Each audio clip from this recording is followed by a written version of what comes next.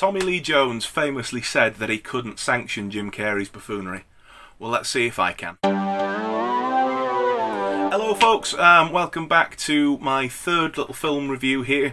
I'm easing myself in gently with these films. I want to talk about films that either I've recently seen or I know like the back of my hand. And today I'm going to talk about a childhood favourite of mine, that's something that's become a bit of a guilty pleasure in adulthood. And I'm here to defend it a little bit, but also be realistic about it as well. This is going to be a little bit of a discussion on Batman Forever. So, Batman Forever, it is 1995 release. It sees Joel Schumacher taking over directing duties from Tim Burton, who this time stays on as producer. Michael Keaton steps down as Batman and is replaced, I think, quite ably by Val Kilmer in this one. We won't talk about the George Clooney one. Ooh, no. But I actually think, in spite of this film's faults, that Val Kilmer actually does a pretty good job as Batman and does a really good Bruce Wayne as well. Now, we're joined with a supporting cast again. Michael Gough returns as Alfred. Pat Hingle comes back as Commissioner Gordon. And this time the villains are Tommy Lee Jones as Harvey Dent Two-Face and Jim Carrey as Edward Nygma, the Riddler. The supporting cast is rounded out by Nicole Kidman as Chase Meridian, a new character created for the film, and then Chris O'Donnell playing Dick Grayson, Robin. We start off the film, Batman's called into action, Two-Face is holding up a bank, and he's obviously, he's trying to coax Batman, he's trying to rob the bank. Batman turns up and meets Dr. Meridian, played by, as we said, Nicole Kidman, and sort of thwarts that robbery attempt. We sort of jump forward, then Bruce Wayne sort of becomes interested in Nicole Kidman's character, and they meet and actually arrange to go to a circus, where Two-Face later actually takes over the circus in her hopes for actually trying to find out who Batman's true identity is, and ends up killing the Grayson family, who are circus performers. So Bruce ends up taking in Dick Grayson, and that's how that whole thing sort of starts off. Separate to that, Bruce Wayne goes and does a sort of a factory visit, if you like, over at Wayne Enterprises, and meets up with one of his technicians, Edward Nygma, who's been working on technology to help read minds, and sort of basically with a view of beaming television directly into the brain, and like for a home entertainment system. Bruce has his reservations, but is intrigued by the technology, and wants to set up a meeting to basically see if they can come to some sort of an arrangement to make the project work. But Edward Nygma's he's not happy to do that, and basically wants a yes or no there and then. So Bruce has to politely decline, and that sets Edward Nygma off on a sort of basically on a path of revenge, where he ultimately becomes the Riddler. He teams up with Two-Face.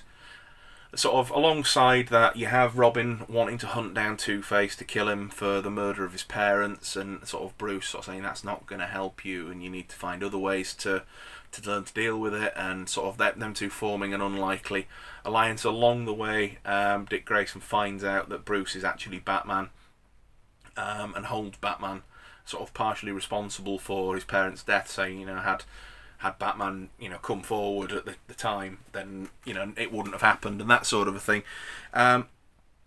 Bruce falls more and more in love with Dr. Meridian. He, wants to tell her his secret, the fact that he is Batman, and he wants to hang it up there, and then feeling that he's actually, done his duty. Riddler and Two-Face team up, as I mentioned earlier. They find out through Riddler's mind-reading device that Bruce is Batman. They lay siege on Wayne Manor, kidnap Dr. Meridian, attack Bruce and leave him for what they believe to be dead. Obviously he doesn't die, he comes back, and now joined by Robin, basically launches an assault on the pair of them, ultimately wins, saves the day, gets the girl. It's the run-of-the-mill sort of Batman plot that you come and know to expect from these films. So that, I put my spoiler warning at the beginning of the video, as you've seen, but the film's 20 odd years old at this point. I'm sure I'm not spoiling it for anybody. Like I say, it's a real guilty pleasure. There's a real tone shift in this film from the last one. Sort of Joel Schumacher really steps away from Tim Burton's gothic and dour and sort of miserable looking Gotham that's almost a place out of time, and really sort of ramps up all the sort of the neon and the bright lights, and everything's really colourful, and it's got a really sort of campy aesthetic, and it's almost like a reimagining of the Adam West 60s TV show in quite a lot of ways. The Batsuit gets a reimagining. Obviously it's more sort of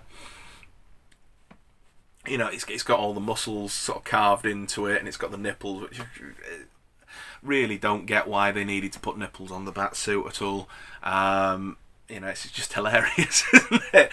Like I say, that the whole thing is played a bit more for laughs this time. It was largely due to feedback that Warner Brothers got from families, and it's quite famously known that like the likes of McDonald's and Burger King had quite a hand in how this film went, because obviously Batman Returns is quite a dark and a gothic film, and that there are some parts of that which I can imagine to a younger viewer would be really quite sinister and scary.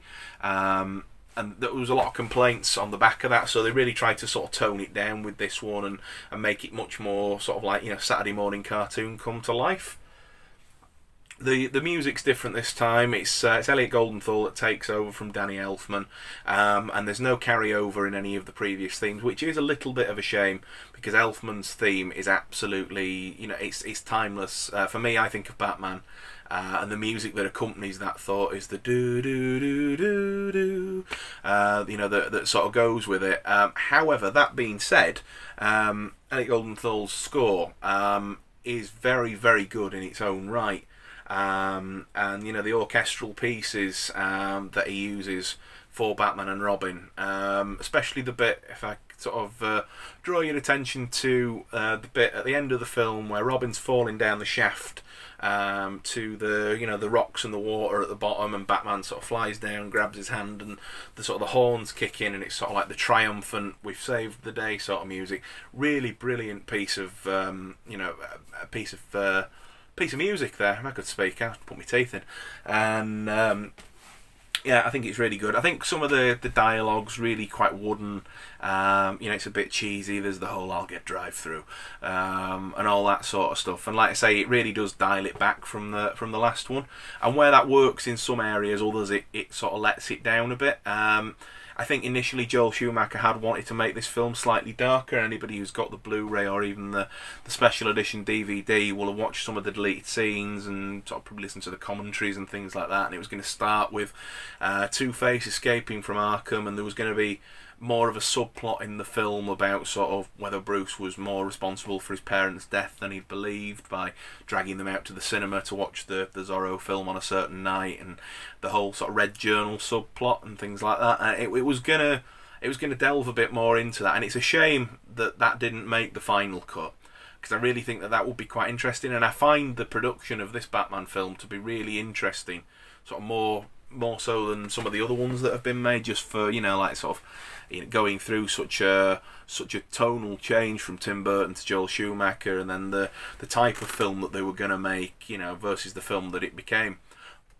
So yeah, overall I actually really enjoyed the film. I'm well aware of its flaws. It's not a perfect film by any means. It's like, as I said at the start, it's a real guilty pleasure, but it is one that I actually revisit fairly regularly. When I say fairly regularly, maybe once every couple of years, every 18 months or so. But I do find that this film has some redeeming features. Just to link back to what I said at the start as well, I actually really like Jim Carrey's performance in this, and I find it both equal parts hilarious and a shame that him and Tommy Lee Jones didn't get on when they filmed this, because they are the absolute height of cartoon sort of madness in this film, aren't they, the pair of them? Tommy Lee's nothing like Two-Face that you'd read in the comics, or that even you'd seen like the animated series or subsequent adaptations or whatever, but it's still hilarious and sort of, for me at least, good in its own right. This film is a damn sight better than the abysmal Batman and Robin that followed it, like I say, with George Clooney and Arnold Schwarzenegger as Mr. Freeze, and what a wasted and missed opportunity that was. yeah, so that was a terrible film with hardly any. I don't think any redeeming features. To be fair, this one, whilst it's cheesy and the dialogue's a bit wooden at points, I do think is still an enjoyable film, and it's one that I right enjoy. I right enjoy watching. I can't remember if I've rated it or not yet, but I'm gonna go. I think I'm gonna say 6 out of 10. Thank you so much again for watching. I really appreciate when folk come and watch these videos. Like I say, I'm quite new to this. I'm keen to get involved in this YouTube movie community. I've really enjoyed watching for so long over the years. Thank you so much to anybody who's watched so far and given me any votes of confidence. It's greatly appreciated. Please like, please share, subscribe. Leave your comments and your feedback down below. I'm happy to get back to you and discuss anything you want to talk about. Take very good care, folks, and I shall see you again real soon. Cheers.